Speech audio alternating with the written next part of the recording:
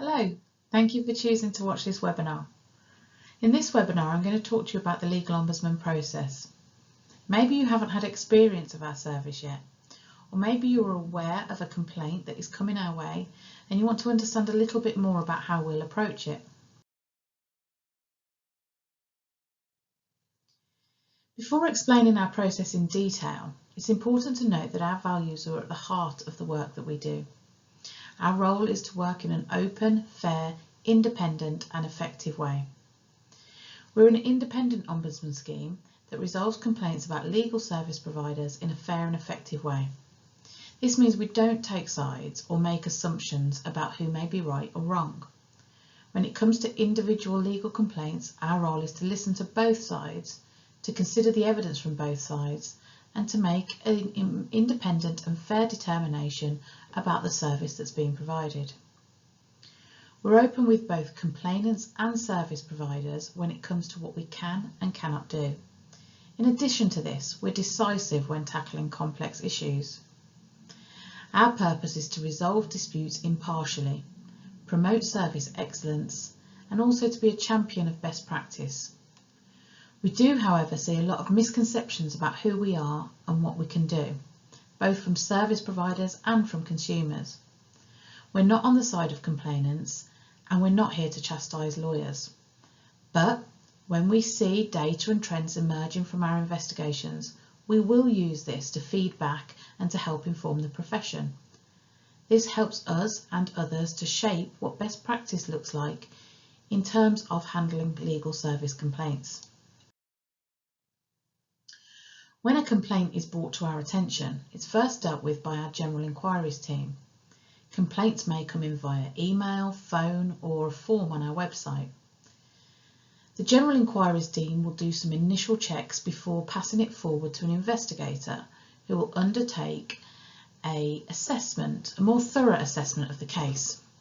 The things that they'll be looking at include: is the person being complained about an authorised person as set out under the Legal Services Act 2007 and our scheme rules?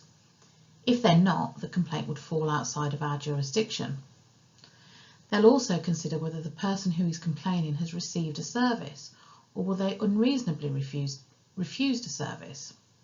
If the answer is no, then it's likely that the complaint wouldn't be within our jurisdiction, although there are some exceptions such as beneficiaries to an estate.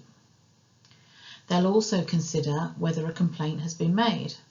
If it hasn't yet been made, the complaint would be premature, and we'll then explain to the complainant that they initially need to make a complaint to their service provider, allowing them a period of 8 weeks to respond.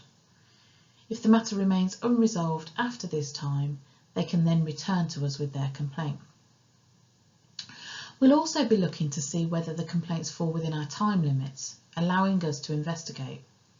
You'll find more details about our time limits on our website and in the scheme rules. But in summary, the act or omission being complained about needs to have happened within the past 6 years. If it happened further back than this, then the complainant's date of awareness of that act or omission needs to have been within the past 3 years. At this assessment stage, we'll also consider whether the legal ombudsman is best placed to investigate the complaints raised. There may be reasons why they're not. For example, it may be an issue that's better dealt with by a court, or we may determine that actually the service provider has already offered a reasonable remedy and that remedy is still open for acceptance. Once we've decided that a complaint is suitable for investigation, the process begins to determine whether or not the service provided was reasonable. The starting point for any investigation will be the investigator taking some time to ensure that they have fully understood the complaint being raised. They'll talk to the complainant and to the service provider to understand how the complaint came about. They'll also seek to understand why it hasn't resolved under your first tier complaints handling process, and to also talk through the expectations of the parties of the complaint and to manage these expectations if necessary.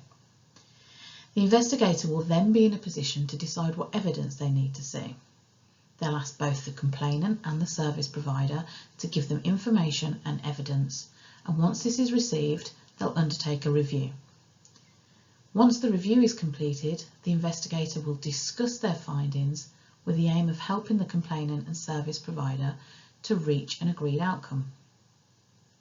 It may be that there are other opportunities to resolve a complaint during the course of the investigation, and an investigator will always keep this in mind. Ultimately, we aim to resolve complaints quickly and simply wherever possible. We do appreciate, however, that we won't be able to reach an agreed outcome on every case. Where the case hasn't resolved informally, the investigator will write a case decision, and this is sent to both the complainant and to the service provider, along with the evidence they've used to form their view. The case decision will set out the background to the complaint, the views and the comments of the parties, an analysis of the evidence, and it will set out the investigator's decision as well as any remedy that they recommend. The complaint will resolve at that stage if both the service provider and the complainant accept the case decision.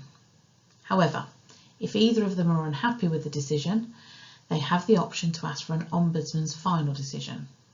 They will need to set out their reasons why they disagree with the case decision, and the Ombudsman will take these comments into account when making a final determination. If accepted by the complainant, our final decisions are binding and enforceable.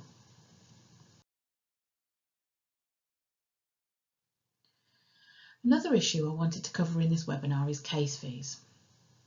I'm aware that the £400 case fee is often an issue of concern for service providers, so I felt it was important that I touched on this.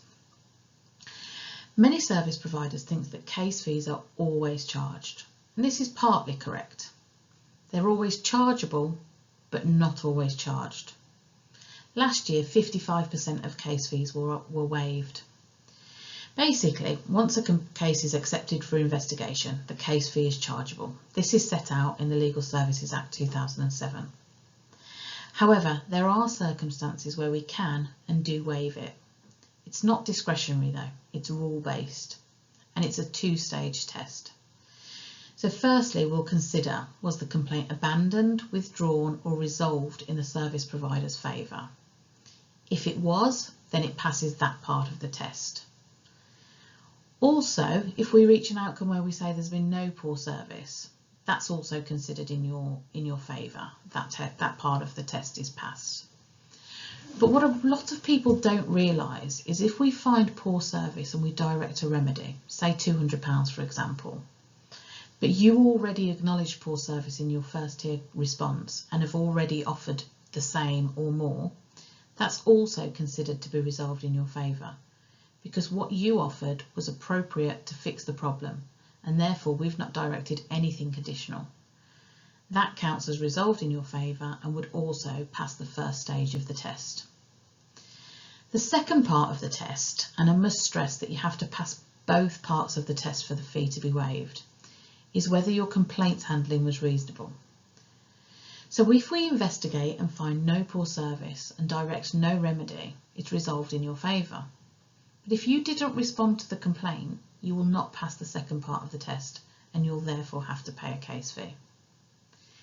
We've developed guidance for the profession on good complaints handling and also how to approach a remedy. By considering these pieces of guidance, you'll be in a much better position for us then to consider waiving the case fee. Thank you for watching this webinar. Please see our other webinars for information about how to prevent complaints, good complaint handling, and how we determine complaints. Goodbye.